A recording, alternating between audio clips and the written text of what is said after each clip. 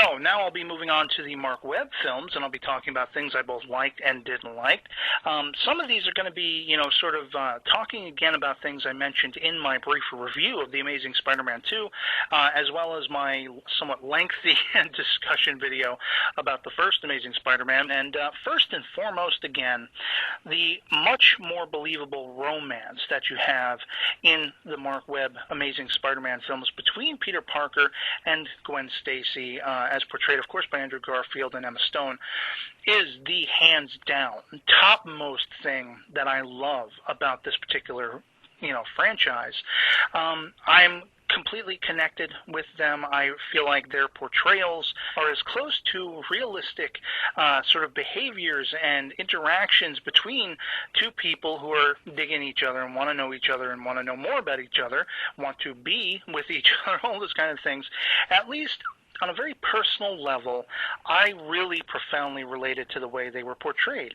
And for that, I really just feel like it is the topmost strength of the Mark Webb's Amazing Spider-Man films, that rapport between those two characters, those two actors. Very sad to see Emma Stone leaving the franchise, but more on that in a little bit. The underlying and overarching mystery of Peter's trying to uncover the truth about his parents and their relationship to Oscorp is an unfolding thing through the first two movies of what I hope is going to be a continuing franchise.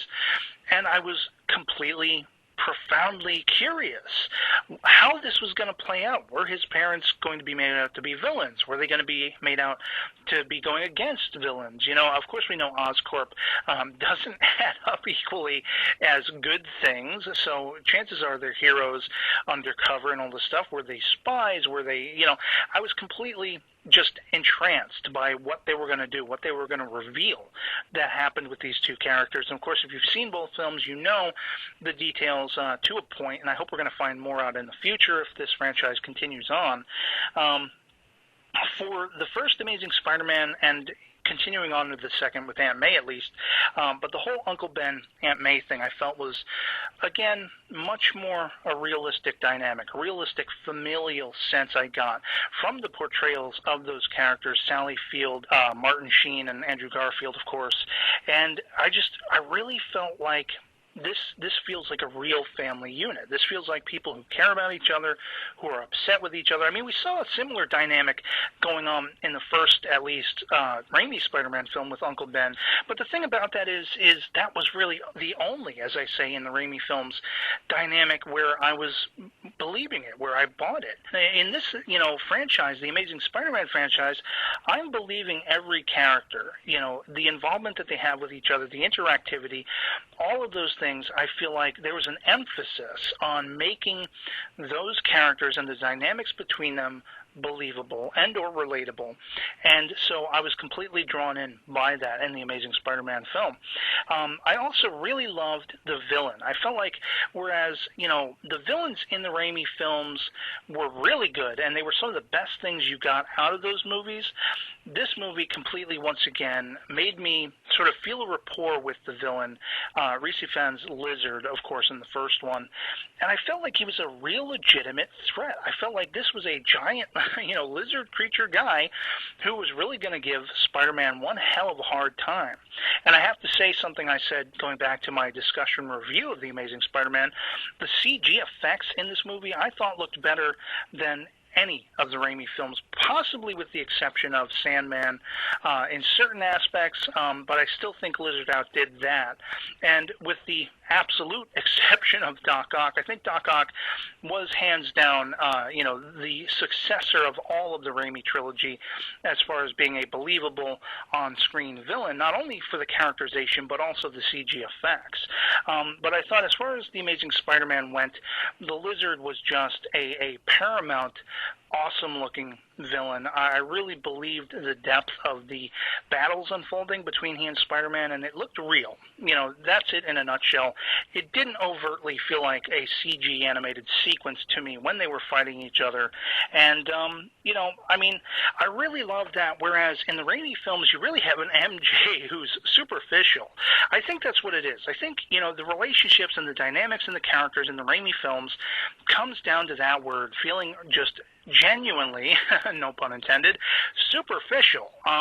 Whereas in this particular franchise, the Amazing Spider-Man franchise, one of the things I absolutely loved and adored was Gwen was not just a pretty prize to be won. She was an involved piece of the story. She was equal parts active as well as integral to working out a solution in the first movie with the Lizard. And, we see a continuation of this in The Amazing Spider-Man 2, that, she's an active role. She is an active part of the story, not a damsel in distress, hardly a woman who needs to be saved. She's very much her own woman, even to the point of putting Peter in his place several times through both movies, and I loved her all the more for that.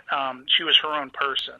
When we call back on the whole death of Ben Parker thing, as we see it depicted in both of these franchises, I will stand by the fact that I say, the Raimi film one definitely was the more emotive.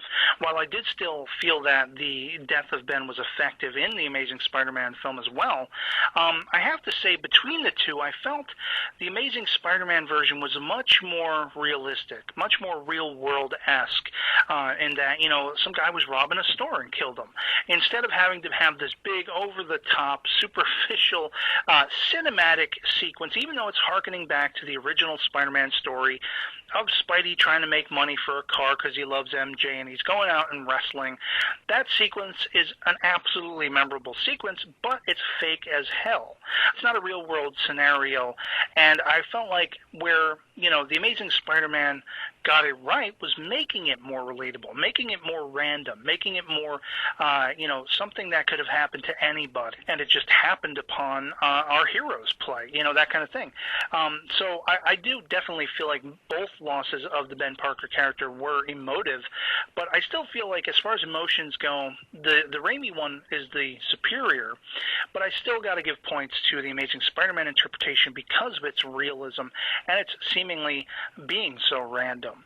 And, from there I got to talk about Peter himself as portrayed by Andrew Garfield. This was a character, he felt like so much more a real kid to me. He was much more identifiable, less showy, less cinematic and superficial, as I'm using all these terms again and again.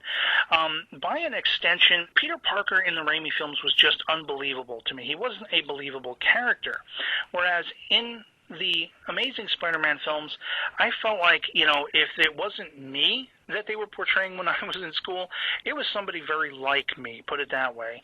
And his reaction to the loss of Ben and finding solace in Gwen and his wanting to go over the top. Once he had his transformation and he was becoming Spider-Man, he wanted to share that with this girl he loved. He loved her over the entire world, and the thing he wanted more than anything in the world, besides having her as his girlfriend or his love, his romantic interest, was to share everything about what he had found for himself. And that was very, again, adding to the relatability of Peter Parker in the Amazing Spider-Man films. The addition, I also have to add, of Dennis Leary as Captain Stacy, father to Gwen, of course.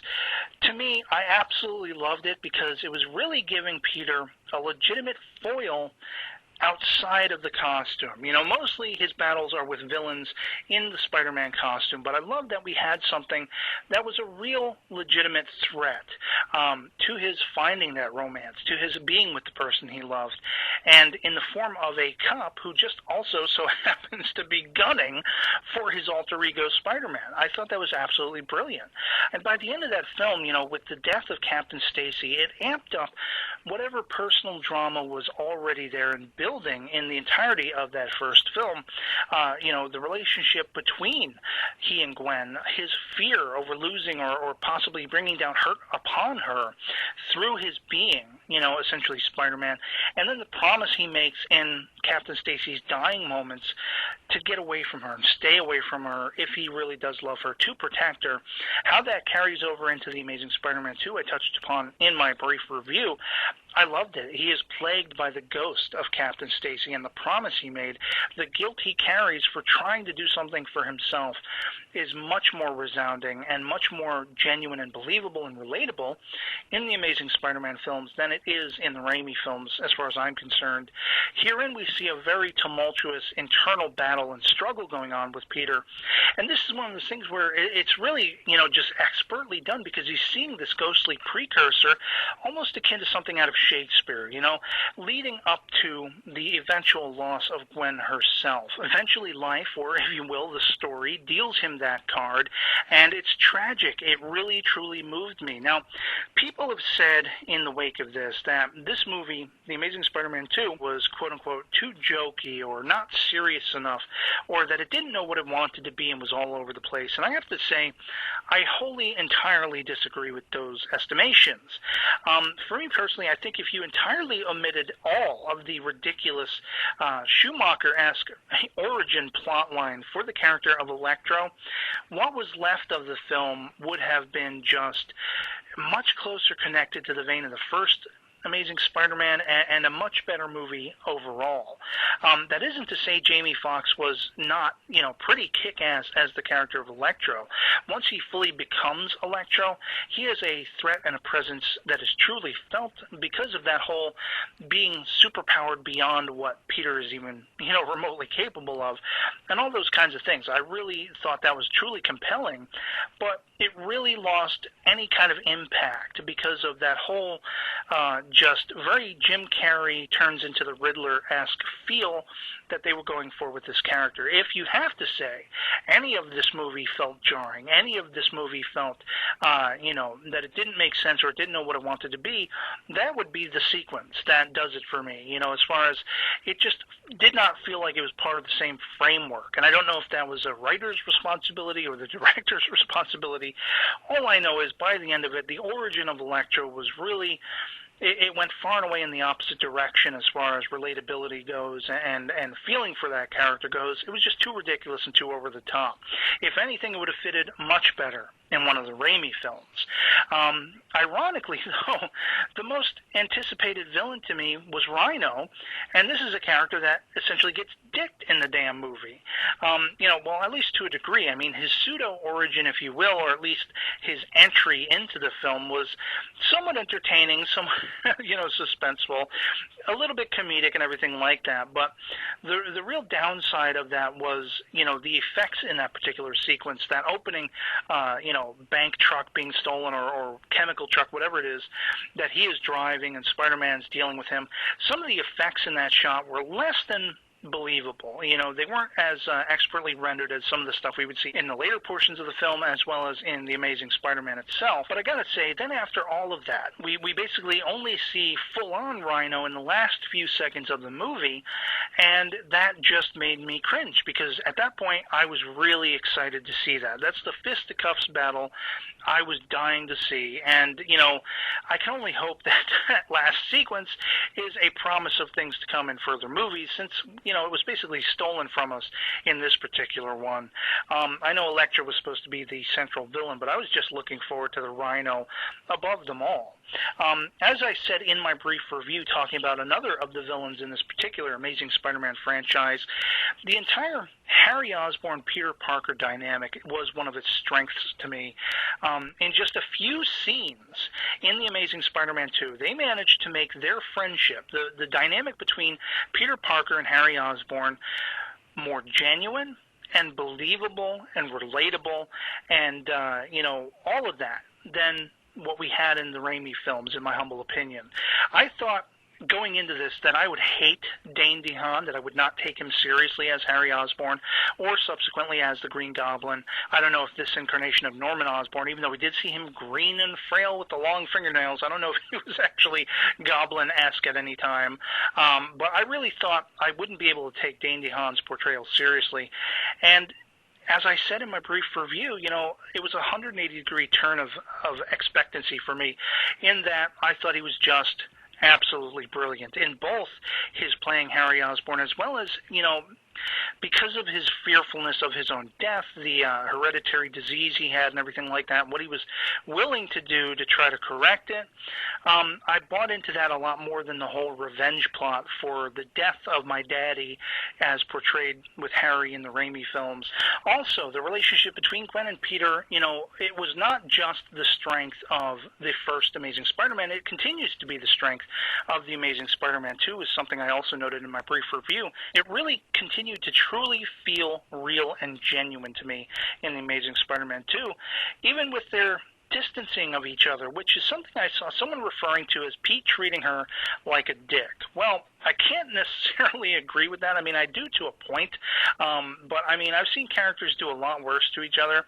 The thing for me is, you know, I feel like this relationship, the relationship as depicted between Peter Parker and Gwen Stacy, you know, Andrew Garfield and Emma Stone, I feel like their relationship was a mutual thing. It was a real, genuine thing. It wasn't one-sided in either Peter's or Gwen's favor. You know, this wasn't Peter doing things for himself. This wasn't Gwen doing things for herself.